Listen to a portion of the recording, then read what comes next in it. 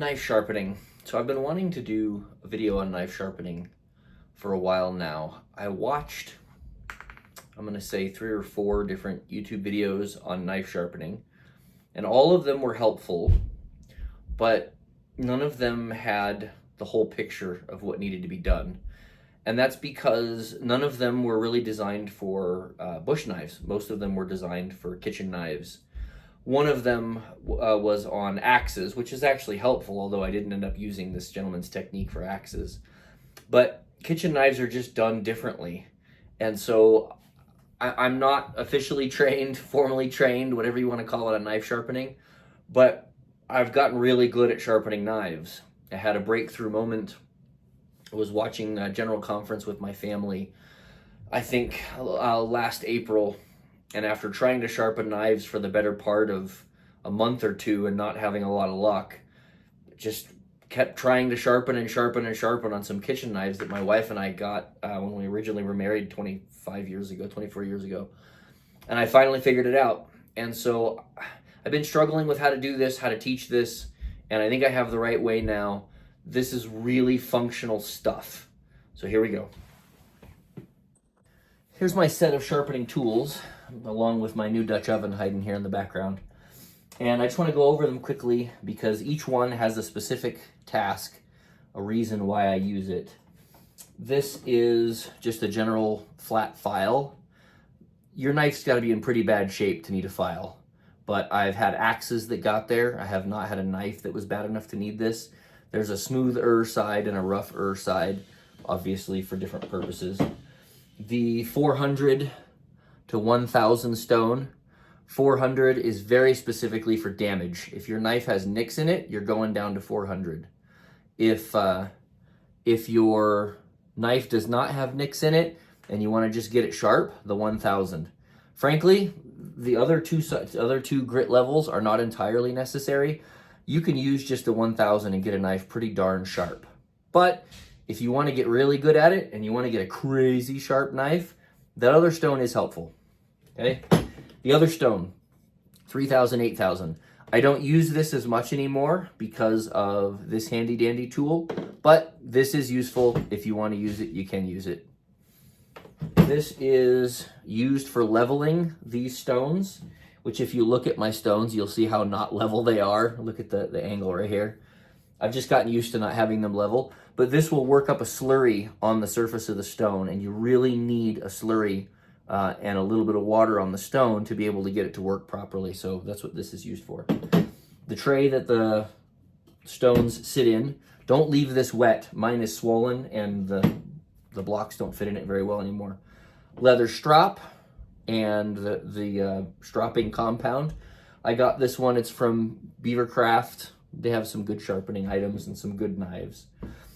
I don't even know what this is called, to be honest with you. It's made by Smith's, and it has a coarse side, which is a metallic crisscross. You can kind of see it right there. And then the other one is ceramic. This does sharpen, don't get me wrong. This will make your knife sharper. But what I use this for is to keep the blade straight. As you're moving your hand across the stone, it's not perfect. And so you're going to end up with imperfections in the knife blade. So every time I work the knife on one particular stone, I'll do a set of 10 on one side, set of 10 on the other, and then run this. You'll see that later. Makes a huge difference, and I mean huge difference in the sharpness of the knife. You got to know how to work the stones, but stropping and whatever this thing is, remember I mentioned I'm not formally trained, whatever this thing is, makes all the difference in the world. I've got a stone here. This came in the kit with the original stones, a puck here, came with the original stones. I don't use this very much. It's heavy, so I don't like backpacking with it. You're moving the stone rather than the knife blade, which I don't like. But it is a tool, and I won't say that I've never used it. I just don't particularly care for it. I keep a kettle of water that I can pour on the stones and a washcloth that I can wipe the slurry off of the blades. That is literally all the tools you'll need. Oh, and my favorite pocket knife. If you've been watching my channel lately, I've been doing product reviews. My favorite pocket knife. All of these things, literally all of these things were purchased on Amazon. If you haven't figured it out yet, I'm a total Amazon junkie. All of these things can be found on Amazon. Most of them deliver next day. You really do need most of these tools. The finer block and the puck, I guess you could live without, but really you need these. The next step is to soak these stones in water. They're wet stones. These aren't super dry because I used them the other day, but it usually takes about 10 minutes if they're dry. You'll typically see bubbles, streams of bubbles coming up from the stones. I'm not seeing any right now, but typically you'll see these tiny streams of bubbles coming up from the stones. When those streams stop, the stones are ready. I don't normally stand around and stare at the stones. I just wait 10 minutes, but let them soak. Sharp knife versus dull knife versus damaged knife. I'm gonna do my best to show you this blade on this K-bar. I don't know if it's gonna focus properly. There's no major nicks in this blade. I let one of my kids take this, and when I say kid, he's 16. Don't hand this to a child. On a hike to Kings Peak. And it was sharp when I gave it to him.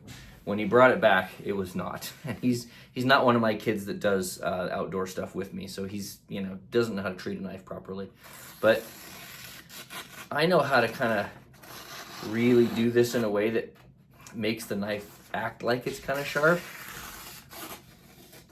But note how the knife just kind of hangs up and you start to get chunks in the paper. Dull knife, okay? Sharp knife.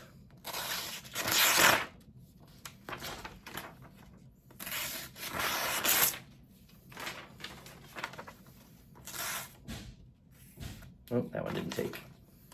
This is actually quite a difficult task even for a sharp knife. But notice in these cuts, the paper's nice and smooth. It's not jagged, right? Much better. All of the knives in my house are sharp because I like sharpening knives. So I'm going to take one of my other kids' hatchets and see if you can see it. There's some dings in the blade right along here, and I just don't think you're going to be able to see it. I'm sorry. I'd love to show it to you, but they're kind of small. You can see just the reflection is a little funny right there. Hatchets aren't made for cutting paper. I could kind of make it cut paper, right? But that nick in that blade, even if the blade itself was sharp overall, when that nick hit the paper, that part of the blade hit the paper, it would skip, it would stick, okay? So I'm gonna go to my neighbors and see if I can find a dull knife to sharpen for you. But sharp knife, dull knife, damaged edge. Let's talk angles for a second. Every blade has an angle to it. There's an angle on the body of the blade, and then there's an angle to the actual cutting surface. And you can see the change from black to silver from the areas that I've sharpened. Although the angle is really important, and you don't want to mess up the angle on the blade, the small yellow tool is designed for knives, and it will put, to an extent, that angle back on if you start to mess it up. But there's instructional videos out there that'll tell you that you need a special tool that the knife slides on and it holds it at just the right angle, and then you sharpen and you switch the tool around and you turn the knife around and you sharpen. It's not that complex. What I found after a few hours of just kind of sharpening was that there is a sound and there is a feel to the correct angle. And that sound and that feel are unmistakable. When you hit them, you'll hear it and you'll feel it. I'm gonna do my best to record the sound for you, and I can't do anything about the feeling. You're just gonna have to learn the feeling. But I'm gonna do my best to show you, to allow you to perceive the sound, and maybe I can show you how I learned the feel. We're gonna make some slurry on the stone, which is as easy as adding a little bit of water. That's more than a little bit, which is kind of a mistake I have all the time. Okay, back and forth, back and forth, back and forth. And if you look, you can see the color of the slurry. It's different than the color of the stone. It's not a lot. When your knife starts hitting the stone, it's gonna get thicker. Not a lot, but it's there. Your stone should always have some standing water / slurry on it. I'm gonna try to demonstrate for you the sounds the wrong way to hit the stone. The first way I'll do is too steep, an over exaggeration, standing too tall. The second one I'll do will be to flat, okay? Too steep is going to sound kind of like a hollow, high-pitched scraping sound.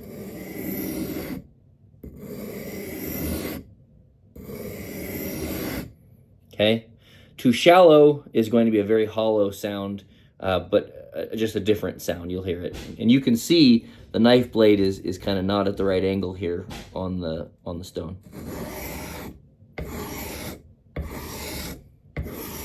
Okay? Just doesn't sound right. Now let me give you the right angle.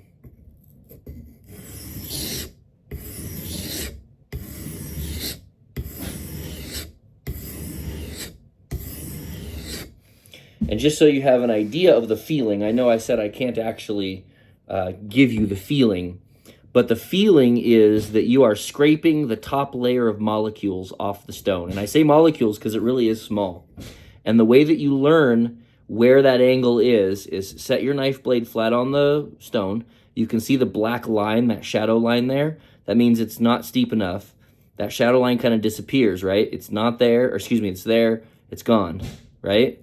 So you put your finger on here and you can feel when the angle of the blade hits the stone. And for a long time when I was learning to sharpen, I was actually allowing my finger to touch the stone very gently as I'm sharpening.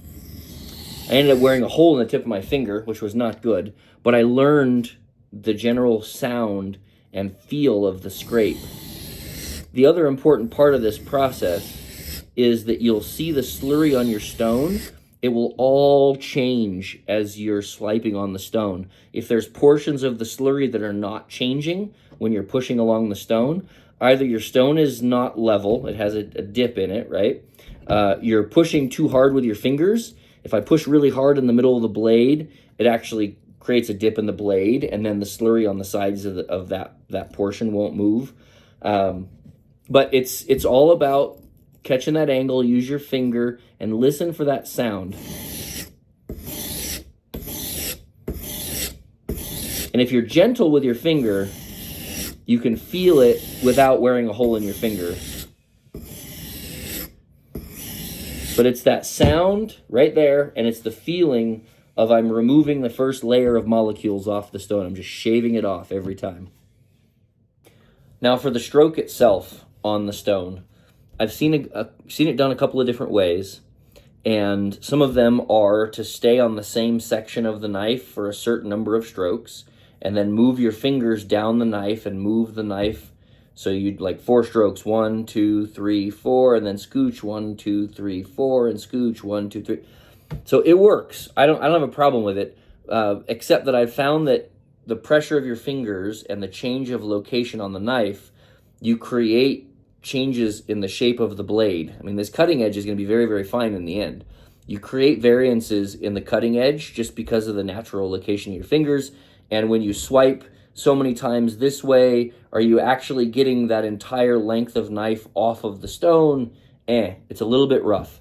So I call it a stropping stroke because when you strop knives, you strop the entire blade in one stroke. I don't know if that's the actual term, but I actually run the whole blade. So from the tip all the way to the end of the knife. And this requires more coordination because you're changing the shape according to the shape of the knife. And I get it, it's not as easy, but I think you get a much more consistent sharpening process, a more consistent blade edge. Count the number of times on one side. I generally do 10, and then 10 on the other side. And then I take the metal side. You can see the white on the bottom is the ceramic, the metal is the silver on top. I take the metal side and I stroke the knife, I don't know, 6, 8 times.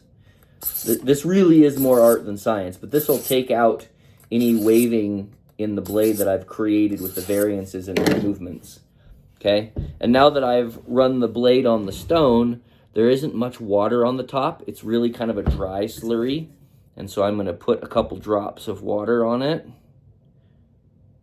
I've already admitted how bad at this I am, okay?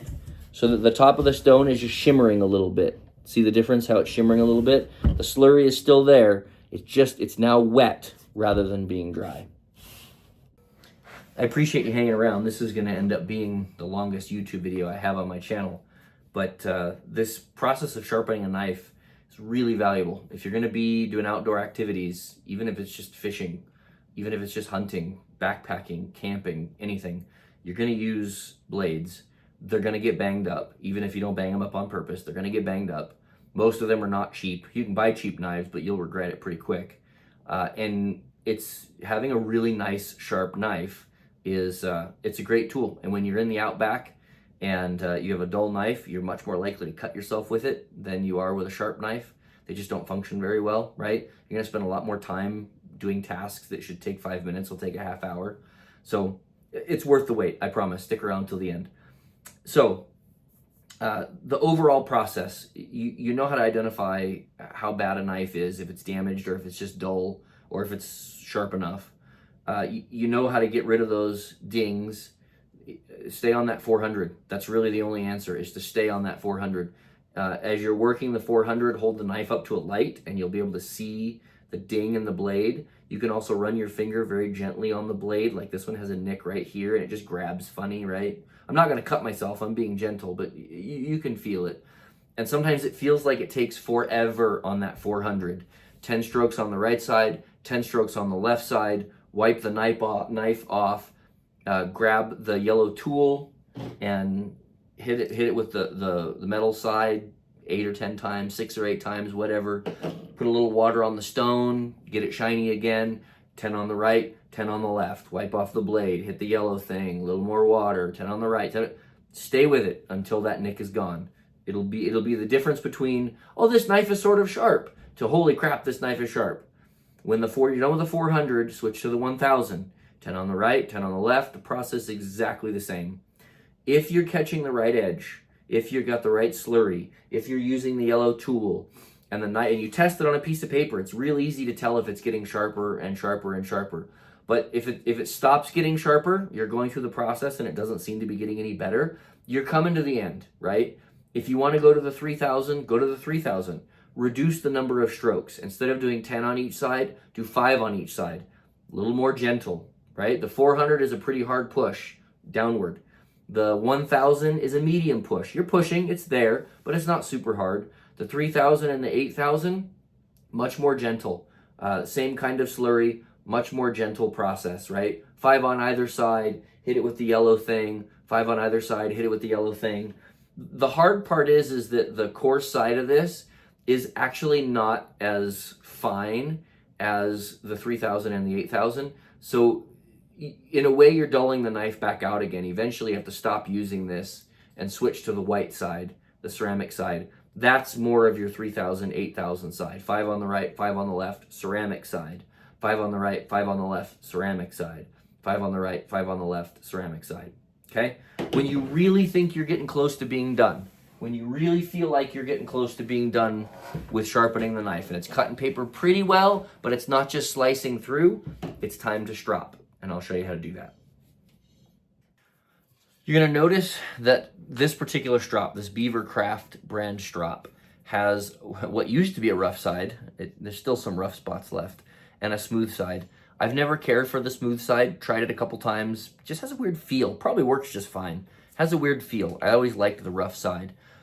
This is going to get rid of micro pieces on the edge of the knife that prevent it from being razor sharp.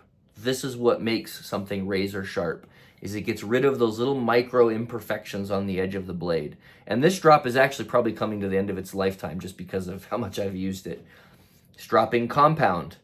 I don't know what this is. I think it's crayon. It's a wax style material, but it came with the strop at the time. But you go back and forth, back and forth, back and forth. Again, I think this one's about dead. I probably should order a new one. And you start at the base of the knife, okay? And you pull, pull, pull, pull out. Start at the base of the knife. Pull, pull, pull, pull out.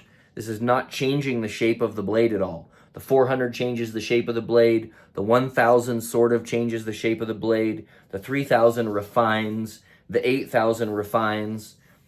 The yellow tool keeps it straight as you're going through this process.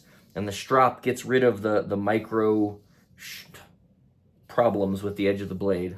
not feeling terribly articulate today, and I don't edit videos. You just get the first take. Okay? Back and forth, back and forth, back and forth. High pressure, I actually push pretty hard when I do this. It usually leaves behind some of the stropping compound on the blade of the knife, and I wipe it off. But that's it. The stropping process is pretty quick and easy. It makes a world of difference in the finish edge of your knife. Thought I would do a little addendum section for hatchets. Axes are the same. This obviously is a shorter blade cutting surface than the K-bar, but the entire surface is curved. And so you really are having to compensate for that curvature the entire way through the process. And what I've found, and you can't quite see it because of the way the camera hits. Let me move this over here. The problem that I found is, see here, the handle is up high on this end, and it's okay. But as you go down, down, down, down, down, you get to the end. See what happens to the handle here? And I can't, it's just a little bit awkward. And so I found that by sitting on one end of the table so that the handle can actually go off the end of the table on one side, and then sitting on the other side of the table so that when I'm going on this side, the handle can go off the end of the table and it'll get you the dip you need to catch both of these edges. It's really helpful. Hatchets and axes actually don't have to be as sharp as knives. You don't typically slice with an axe or hatchet, but I'll tell you that when you're cutting branches on a tree that is downed but not necessarily all dried up, a sharper blade on your axe or your hatchet is going to make a big difference on being able to cut that sort of still wet wood. But the process is the same. If it's banged up, start at the 400. Once the dings are out of the blade, switch to the 1000. You can use the yellow thing if you want to. It's not as critical with this. I still strop them, and I still test them on the paper, mostly because I'm a total geek and I just like doing things to the extreme. But that's the idea with a hatchet, is kind of keeping the blades, that sound and that feeling, and you just work your way down, and work your way down, and work your way down. All right, let's talk the paper test. This will work throughout the process of sharpening your knife. Test it when you start. I keep a stack of paper on my table while I'm doing this, and I check it every, I don't know, whatever, 20, 30 strokes. I don't do the paper test when I'm on the 400 and I'm really trying to chew out some bad dings out of the knife. But with the 1000, I'm checking it pretty regularly. This is something you'll see on YouTube. We're on YouTube, right? This is something you'll see on YouTube on different videos. It's not always about the sharpness of the knife. It is about the sharpness of the knife. But there's a technique to cutting paper with a knife. And if you're good at it, you can make a very mediocre knife look pretty, ooh, that was a good one, look pretty sharp. And so this is not scientific. This is functional, right? Everything I've gone over so far has been functional. And so there's a technique to doing this. And so as you're learning to sharpen the knife, you'll learn how to hold the paper, and you'll learn what works and what doesn't work. And it'll seem like the knife is getting sharper and sharper just because you're getting better at the cutting paper thing. See, that wasn't a good grab. But this is a perfectly sharp knife. You just watched it slice through, and you know it got snagged because this paper's getting pretty chopped up. But this is a great technique. I like using this technique to see how sharp a knife is getting. Don't want to waste tomatoes. The other one that I used in the beginning was actually the process of dragging the knife blade across your fingernail. Now you know why I don't do it. It gives me the heebie-jeebies. But it does work. The sharper a knife, wow, that really got me. The sharper a knife, the more it'll drag on your fingernail rather than just slide across the top.